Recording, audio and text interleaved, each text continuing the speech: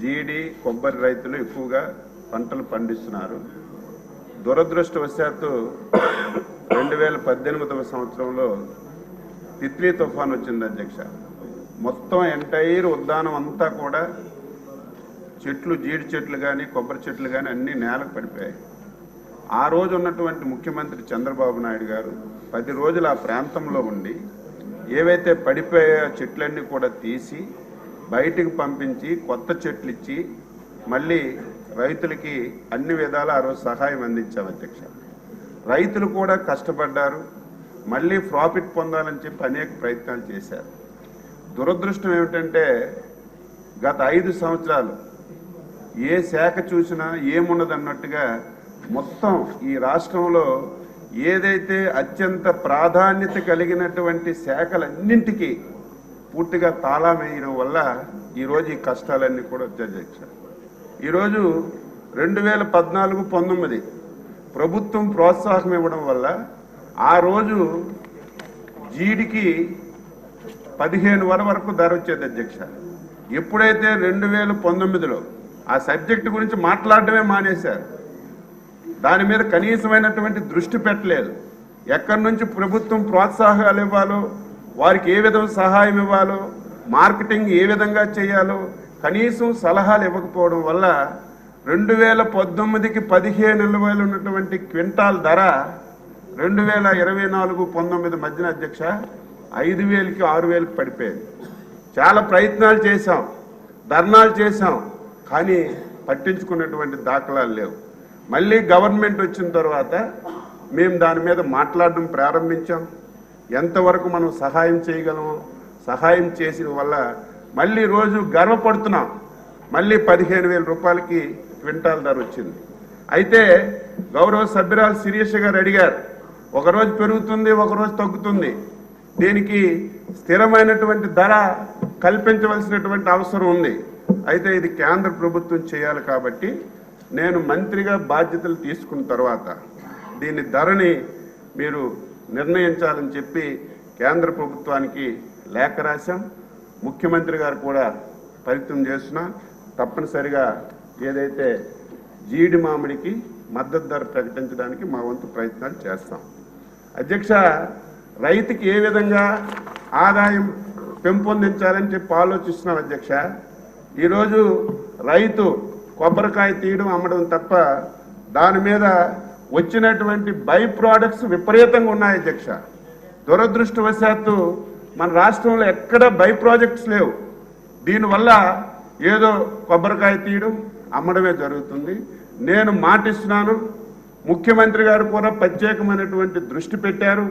ఇక్కడే MSME minister గారు కూడా ఉన్నారు, వాళ్ళతో కూడా మాట్లాడాం. ఏదైతే ఫుడ్ ప్రాసెసింగ్ కూడా చూస్తున్నారు, మేము ముగ్గురు కలిసి తప్పనిసరిగా ఈరోజు క్యాజు ఉంది అధ్యక్ష. క్యాజులో మనకి గింజ పైన తొక్క నుంచి కూడా నూనె తీసి బై ప్రోడక్ట్ తయారు చేయొచ్చు. జీడి మామిడి పండు అధ్యక్ష, పిక్క కంటే పండుకు వాల్యూ ఉంది, కానీ రైతుకి తెలియదు అధ్యక్ష. ఆ ప్రాంతానికి వెళ్ళి చెట్ల కింద చూస్తే జీడి పళ్ళన్నీ కుప్పలు కుప్పలుగా కిందే పడి ఉంటాయి. కానీ దాన్ని మనం బై ప్రోడక్ట్గా తయారు చేస్తే పిక్క కంటే పండు మీద ఎక్కువ ఆదాయం వస్తుంది అధ్యక్ష. కానీ దాన్ని ఎవరు గుర్తించలేదు. ఈ మధ్యన ముఖ్యమంత్రి గారు ఢిల్లీ వెళ్ళి మాట్లాడితే ఏవైతే దీన్ని ఒక జోన్లుగా తయారు చేసి ఎంఎస్ఎంఈల ద్వారా ఆ ఉన్నటువంటి రైతులను ఒక గ్రూపుగా తయారు చేసి ఇటువంటి మనం బై ప్రోడక్ట్స్ తయారు చేసే కార్యక్రమాలు చేస్తే విపరీతంగా లాభం వస్తుంది. ముఖ్యమంత్రి గారు ఒక నమ్మకంతో నాకు ఆ బాధ్యత తప్పచెప్పారు.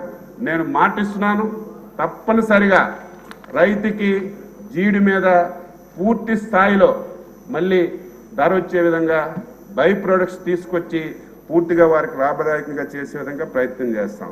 అదేవిధంగా కొబ్బరి అధ్యక్ష, ఇప్పుడే మా రవికుమార్ గారు చెప్పినట్టుగా ఏదో ఉద్దానమే కాదు, ఇటు ఈస్ట్ గోదావరి వెస్ట్ గోదావరి ఉంది.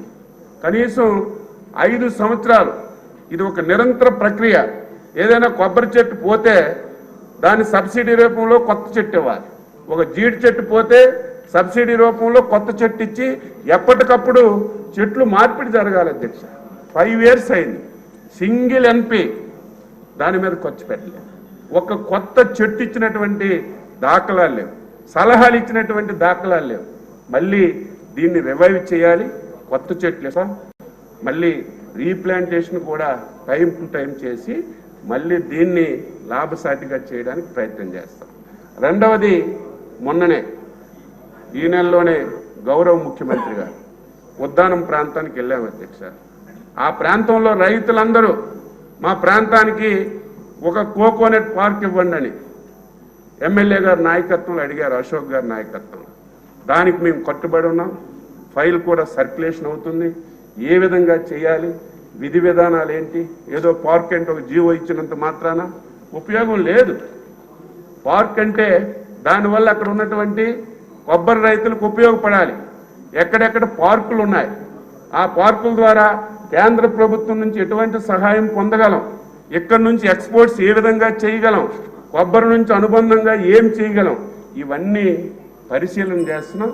వీలైనంత తొందరగా ఆ ప్రాంతంలో ఒక కోకోనట్ పార్క్ కూడా ముఖ్యమంత్రి గారు హామీ ఇచ్చారు, అది కూడా నెరవేరుస్తాం.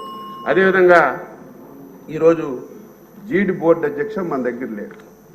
ఎప్పటి నుంచో మన రాష్ట్రం కళాధ్యక్ష మన ప్రాంతానికి కూడా ఒక జీడి బోర్డు రావాలి. నేను మంత్రిగా బాధ్యతలు తీసుకున్నటువంటి మరుసటి రోజే పీయూష్ గోయల్ గారికి లెటర్ రాశాను.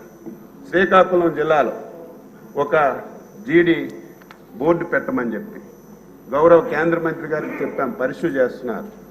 ముఖ్యమంత్రి గారు కూడా చెప్పారు, తప్పనిసరిగా పరిశు చేసి శ్రీకాకుళం జిల్లాలో ఒక జీడి బోర్డు కూడా పెట్టగలిగిస్తే ఎన్ని ప్రయత్నాలు ఉన్నాయో అన్ని ప్రయత్నాలు చేస్తాం.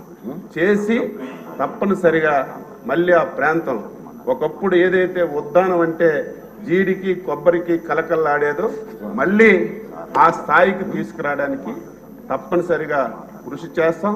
రైతులతో అనుసంధానం అవుతాం, అధికారులతో మాట్లాడతామని చెప్పి ఈ సందర్భంగా తెలియజేస్తూ, తప్పనిసరిగా మీరు ఏదైతే ఆందోళనతో ఉన్నారో దానికి అన్ని విధాల సహాయ సహకారాలు అందించి ఆ రైతులకు మేలు చేస్తామని చెప్పి ఈ సందర్భంగా తెలియజేస్తాం. క్వశ్చన్ నెంబర్ 172 పర్యాటక శాఖ మంత్రులు.